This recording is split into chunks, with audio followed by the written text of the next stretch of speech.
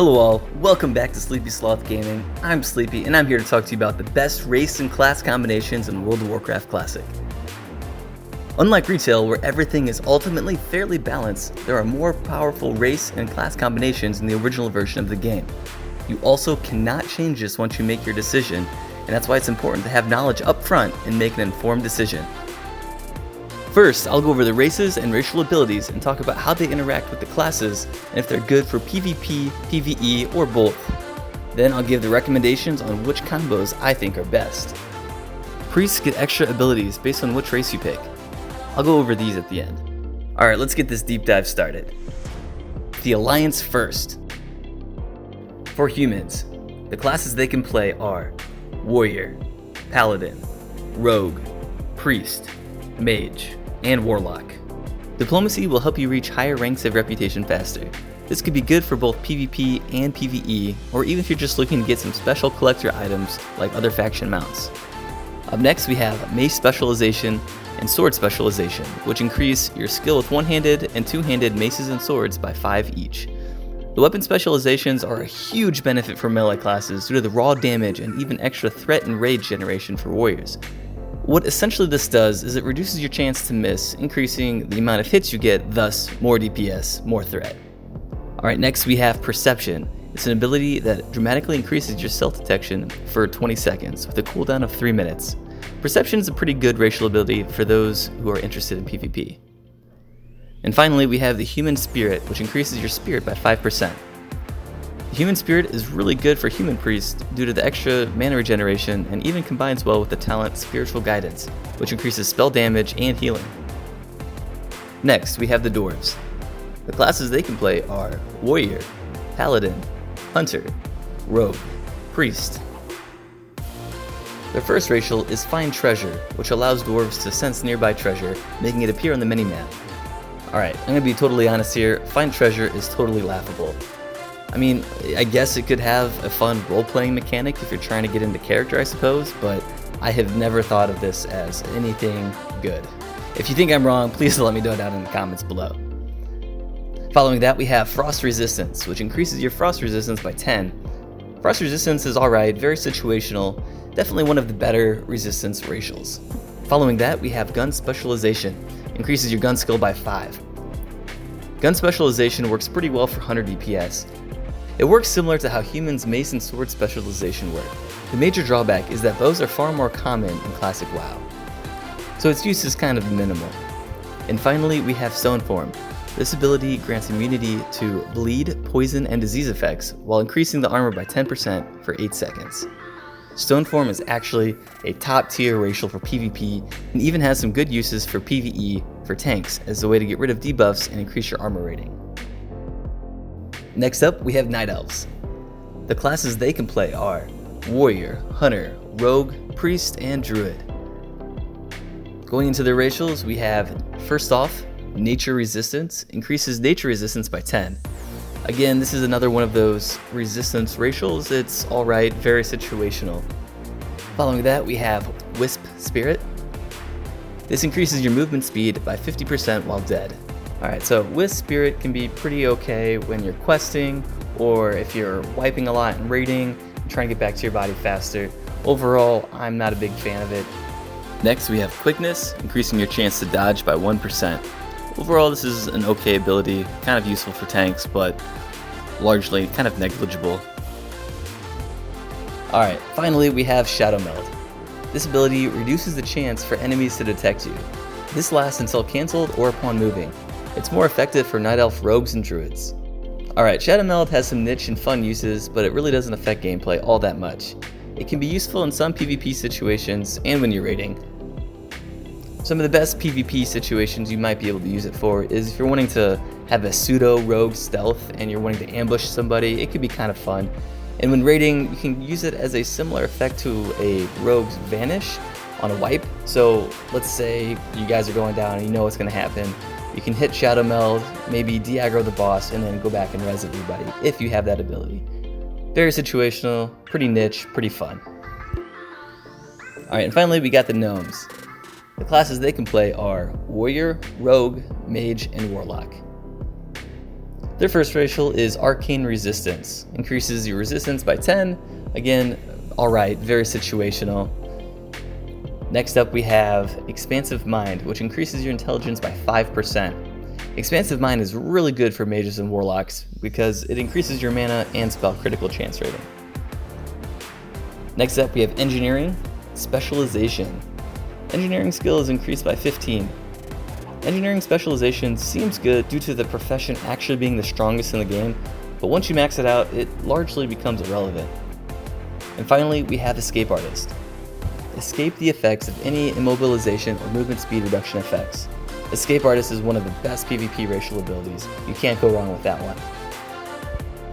Alright, for the Alliance Priests, we have humans with Desperate Prayer and Feedback. Desperate Prayer is an instant heal on a 10-minute cooldown, while Feedback is an on-use ability. Any successful spell cast against a priest will burn some of the attacker's mana, also causing some shadow damage, and it lasts for 15 seconds. And then we have Night Elves with Star Shards and Alun's Grace. Star Shards rain Star Shards down on an enemy target's head, causing some arcane damage over 6 seconds. One thing to note is this ability is channeled. And then we have Alun's Grace, which reduces your range damage taken by a certain amount and chance to dodge by 10% for 15 seconds. And finally we have the Dwarf with Fear Ward and Desperate Prayer as well. Fear Ward, again, is one of the best priest spells in the game. This will get you a raid spot. What it does is it instantly wards a friendly target against fear. The next fear used against the target will fail, using up the ward. Lasts 10 minutes and some a 30-second cooldown. And then again, Desperate Prayer, instant heal on a 10-minute cooldown. Now for the Alliance results and the optimal combos. For Warrior, we got PvE is a human, and PvP a dwarf. And then for Paladin, we have human and dwarf for PvE, and dwarf and human for PvP. And okay, before you guys yell at me saying, Sleepy, bro, those are the only two races that can be Paladins, let me explain. The gap between which one is better is relatively small. Stoneform is one of the best PvP racials in the game, so they're slightly preferred here in terms of PvP. Stoneform can also be used as a defensive cooldown as a tank. With that being said, however, Paladins aren't really tanking much in Classic. The Mace and Sword specialization is just that good to give them the slight edge, in my opinion, for PvE. For Holy, humans get a modest boost in mana regeneration with the Human Spirit. And then for Hunter, we have Dwarf Night Elf for PvE and Dwarf for PvP. Night Elf comes close to Dwarf here because they have a higher base agility. And then for Rogues, for PvE, we have humans, and PvP, we have gnomes and dwarves. Escape Artists and Stoneform are really good, especially considering every man for themselves is not in the game yet. And then for Priests, we have Dwarf and Dwarf for both PvE and PvP. Humans make a decent second choice with the Human Spirit.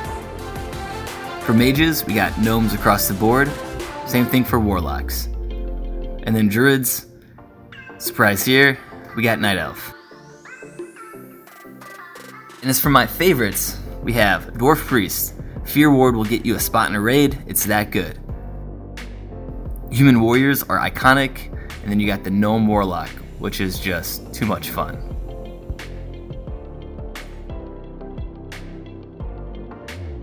Alright, and now time for the Horde.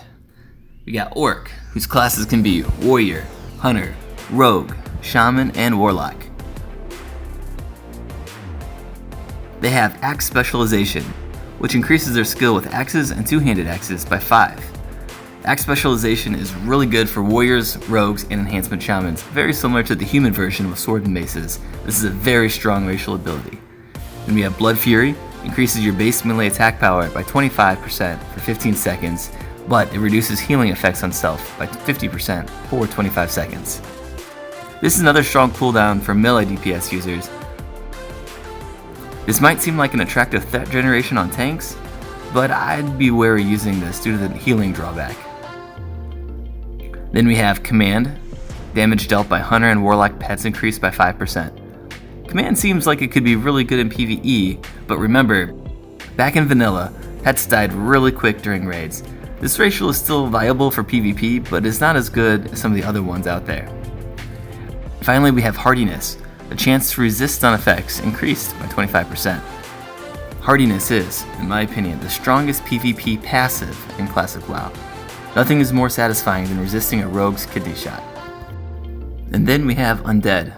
Classes they can play are Warrior, Rogue, Priest, Mage, and Warlock. As for their abilities, their first one is Cannibalize.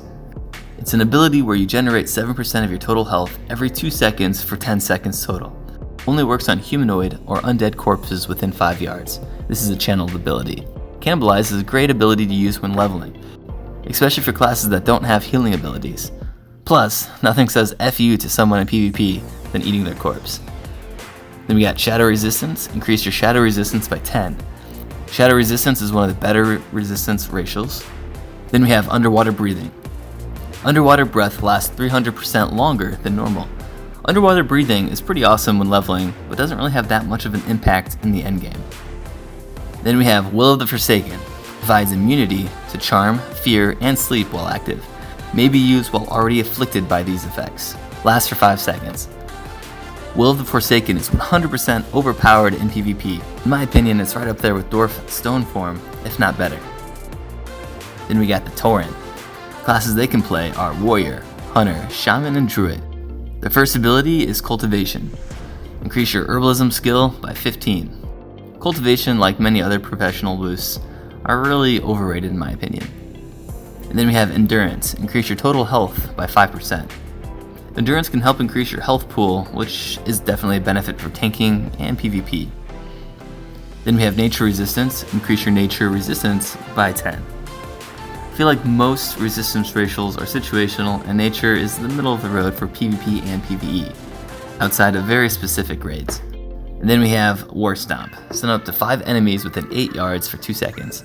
War Stomp is an incredibly powerful AoE stun for both PvE and PvP. And finally, we have the Trolls. Classes they can play are Warrior, Hunter, Rogue, Priest, Shaman, and Mage. Their first ability is Beast Slaying. Damage dealt versus beasts increased by 5%. Beast Slaying can be okay in some situational PvE and leveling encounters. Then they have Berserking. Increase your casting and attack speed by 10% to 30% based on your health for 10 seconds. Berserking is a crazy strong cooldown for all classes, except maybe for hunters. I have to double check to see if range attack speed is included under attack speed. And then they have Bow Specialization. Skill with bows increased by 5. Bow Specialization is a lot stronger than the Dwarf Gun Specialization, only really useful for hunters though. And then we have Regeneration. Health regen rate increased by 10%. 10% of total health regeneration may continue during combat. Regeneration seems like it could be nice, but in most cases you're not going to be waiting for your health to regenerate. And then we have Throwing Specialization. Skill with throwing weapons increased by 5. Throwing weapons are trash. Alright, for the Horde Priests, we have Undead and Troll. Undead have Touch of Weakness. The next melee attack on the caster will cause some shadow damage and reduce the damage caused by the attacker for 2 minutes. And then Devouring Plague. Afflicts a target with a disease that causes some shadow damage over 24 seconds. The damage caused by Devouring Plague heals the caster. And Trolls have Hex of Weakness. Reduces enemy damage caused for 2 minutes, and Shadow Guard. The caster is surrounded by shadows. When a spell, melee, or range attack hits the caster, the attacker will be struck for some damage. Attackers can only be damaged every few seconds. This damage causes no threat. 3 charges, lasts 10 minutes. Alright, for the Horde results and their optimal combos. For Warrior and PvE, we have Orc or Tauren, and PvP Orc. Tauren are really only comparable to Orcs when tanking. When you want an AoE stun with slightly more health or increase that generation caused by increased damage for Orcs. Kind of whatever flavor you like more of the class. And for Hunters, for PvE, we have Trolls. For PvP, we have Orcs. Rogues are Orcs for PvE and Orc or Undead for PvP. Shaman are Orcs across the board. For Priests, we have Undead and Troll for PvE, and then for PvP we have Undead. And then Mage, we have Troll for PvE and Undead for PvP. And then for Warlocks, we have Undead and Orc across the board. The gap here between Orc and Undead is relatively small for both PvP and PvE. And then surprise, for the druids, we got Torrent. Alright, for my favorites. I don't know if it's years of getting ganked by undead rogues when playing Alliance, but I feel like it's a Horde staple. We got the undead rogue. The orcs, the first warlock. They pretty much symbolize the class, so we got orc warlock. There's something sinister about an undead priest healing you. It seems counterintuitive, wrong, disgusting. I love it. But let's not forget where all this started. We got orcs and human warriors. Alright guys, that's it for the best class and race combos in this deep dive. Let me know in the comments down below what your thoughts are. Give me some constructive criticism on how I can improve as a new YouTuber. Alright guys, I'm out.